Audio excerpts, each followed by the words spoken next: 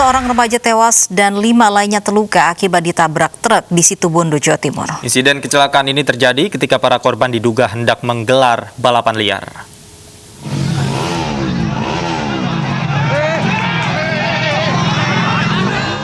Sebuah truk tiba-tiba menabrak kerumunan remaja di Jalan Raya Desa Buduan, Kecamatan Suboh, Situbondo, Jawa Timur, Selasa dini hari kemarin. Truk datang dari arah belakang kerumunan remaja yang diduga hendak menggelar ajang balapan liar. Akibatnya seorang remaja tewas karena terjepit di kolong truk dan 5 remaja lainnya luka-luka.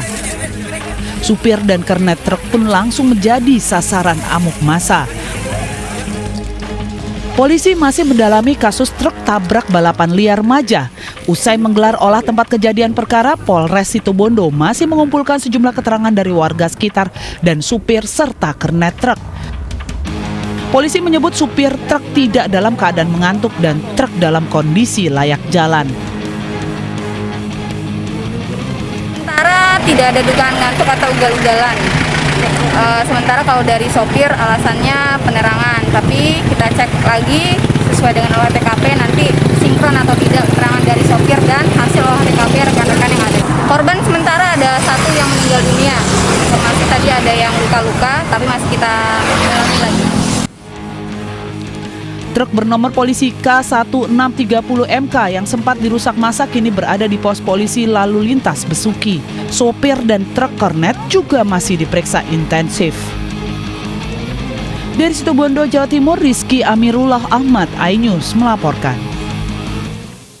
Puluhan emak-emak berunjuk rasa di Jalan Urip Sumoharjo, Makassar, Sulawesi Selatan. Aksi unjuk rasa menolak pengerukan pasir laut ini pun berujung ricuh. Puluhan emak-emak warga Pulau Kodingareng ini terus berontak dan berusaha menghalau mobil pengendara yang melintas di Jalan Urip Sumoharjo, Kota Makassar, Sulawesi Selatan. Polwan dari Polrestabes Makassar terpaksa mendorong paksa puluhan emak-emak yang menangis histeris saat berunjuk rasa. Akibatnya sejumlah emak-emak pingsan dan harus dievakuasi. Mereka menuntut Gubernur Sulawesi Selatan agar segera menghentikan pengerusakan pasir di sekitar Pulau Kodingareng untuk pembangunan Makassar Newport lantaran dinilai mengancam kehidupan dan tempat tinggal warga Pulau Kodingareng.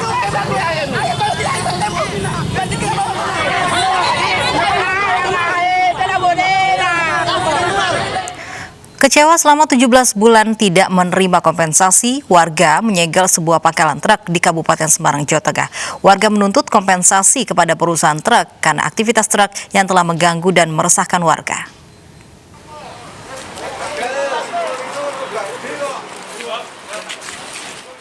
Puluhan warga mendatangi sebuah pangkalan truk yang berada di jalur lintas Salatiga Boyolali, Desa Bener, Kabupaten Semarang, Jawa Tengah. Mereka menuntut perusahaan truk agar membayar kompensasi akibat aktivitas truk. Aktivitas truk yang hilir mudik membuat warga resah karena merusak aspal jalan, bising, dan berdampak pada lingkungan. Perusahaan truk sebelumnya telah sepakat untuk membayar kompensasi sebesar Rp750.000 per bulan kepada warga. Namun perusahaan truk berhenti memberi kompensasi sejak 17 bulan terakhir. Karena kesal tuntutan tidak dipenuhi, warga pun menyegel pangkalan truk. Kita segel sampai dari pihak parkiran sini itu nanti mempertanggungjawabkan apa menjadi tuntutan kita, termasuk uang yang selama 17 bulan ini belum diberikan kompensasi. Itu nanti kalau sudah clear, kita buka, kita buat perjanjian baru. Akibat penyegelan oleh warga, operasional truk berhenti sementara. Pengelola truk mengaku belum bisa mengabulkan permintaan warga karena belum mendapat perintah dari manajemen perusahaan. Dari Kabupaten Semarang, Jawa Tengah, Lurisa Lulu, iNews melaporkan. Pemirsa, berawal dari kebiasaan nongkrong di warung, seorang pemuda mantan preman di Kota Semarang sukses menjadi pengusaha kuliner bubur kacang hijau atau burjo. Tak tanggung-tanggung, warung burjo ini bisa memperoleh omset Rp60 juta per bulannya.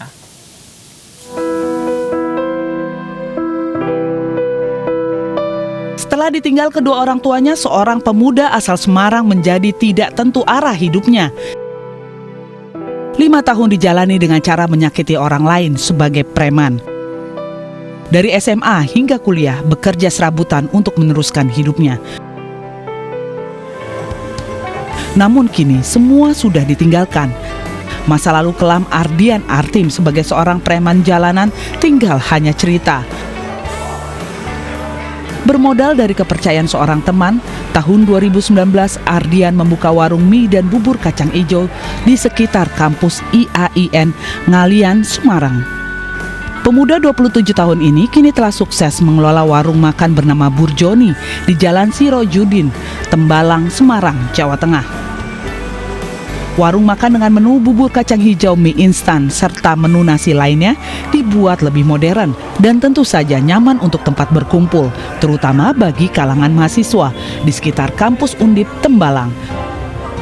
Walaupun mengaku tidak bisa masak, Artim berusaha menghadirkan menu spesial andalan warung Burjoni, yaitu ayam bumbu Bali yang dibuat langsung oleh 3 karyawannya. Selalu care sama karyawan-karyawan, terus kita sering kesini banget ya, hampir dari awal buka sampai tutup sampai mampu selalu diburu, selalu ngasih semangat lah dari karyawan-karyawannya ya sampai maju. Tidak butuh lama, Artim bisa menabung dan membuka warung baru dengan konsep ala mahasiswa dan tentu menu makanan serba murah. Artim mengaku selama 2 bulan ini warung Burjoni berkembang pesat dengan omset 60 juta rupiah per bulannya. Selain hidup berkecukupan dan menjadi jutawan muda, mantan preman ini juga bisa membiayai kuliah adiknya di Undip Semarang. Dari Semarang, Jawa Tengah, Kristadi, iNews melaporkan. Pemirsa, kisah selengkapnya kita sudah bergabung dengan Ardian Artim, mantan preman yang kini beralih profesi menjadi pengusaha. Selamat siang, Mas Ardian. Ya, siang. Mas Ardian, boleh diceritakan ini bagaimana awalnya kemudian Mas Ardian ini banting setir menjadi seorang pengusaha, Mas Ardian? Itu dulu apa ya? Waktu selesai waktu pertengahan kuliah mulai menuju semester akhir, Mas. Menuju semester akhir tuh kan dulu udah ya pesan orang tua kan pendidikan tuh harus selesai, udah fokus ke sana, udah nggak kumpul sama lingkaran hitam itu lagi, fokus kuliah terus selesai, terus baru selesai kuliah itu baru kepikiran buat ya ilmu waktu kuliah dulu diaplikasi ke sekarang gitu, buat buka usaha, buat bertahan hidup. Baik, awalnya bagaimana nih? Apakah memang dimotivasi oleh pihak keluarga dan apa dorongannya sehingga sekarang bisa sukses? Halo? Halo? Ya, Ya, Mas Ardian, ini motivasi terbesarnya apa hingga sukses seperti sekarang? itu dulu sebenarnya ya kan suka nongkrong kan Mbak, suka nongkrong terus kita pengen usaha itu kan bingung usaha apa. Kalau saya suka nongkrong udah lah bikin tempat nongkrong gitu. Terus kita bikin tempat nongkrong yang dijual apa, yang dijual otomatis ya makanan, minuman dan lain sebagainya. Karena dulu suka nongkrong di burjo, terus kepikiran lah buat bikin burjo atau warmindo itu kan. Buat buka itu yang awalnya dari di area Semarang Barat tuh, area Wali Songo, Uin Wali Songo. Awalnya dari sana terus ya pelan-pelan sampai sekarang bisa buka lagi yang Tembalang ini di area Undip ini. Baik, kabarnya juga katanya Mas Ardian ini sempat jadi preman ya, Mas Ardian. Kemudian modal awalnya ini dari mana sih didapatkannya, Mas Ardian? Dulu tuh yang awal yang diingatkan awalnya itu dari ada investornya itu, Mas. Jadi ya saya dapat kepercayaan dari orang kan, dapat modal untuk dikelola buat buka burjo itu awalnya di sana.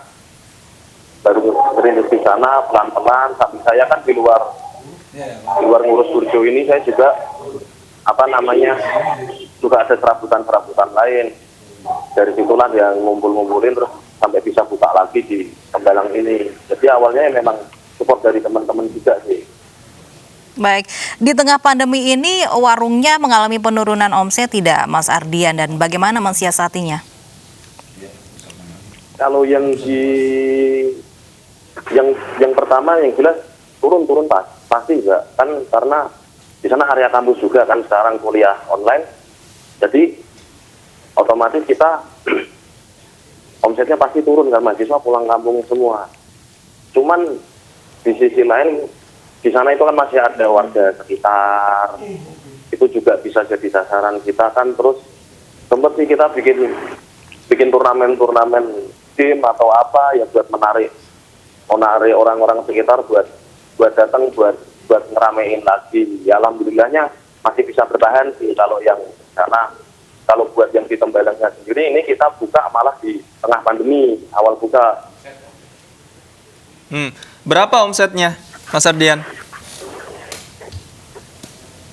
Omsetnya kalau yang di sini sih ini baru awal-awal buka ini sehari kurang lebihnya tuh ya antara 2 sampai 3 sih, Mas. 2 sampai 3 juta? Iya, alhamdulillah. Berarti kalau sebulan bisa sampai 60 juta ya Mas Ardian ya? Iya, kurang lebih gitu. Baik, itu tadi kiat sukses dari Mas Ardian yang sudah sukses beralih dari image preman yang negatif, sekarang sukses menjadi membuka bisnis makanan berupa burjo. Terima kasih Mas Ardian sudah berbagi bersama kami di iNews Siang.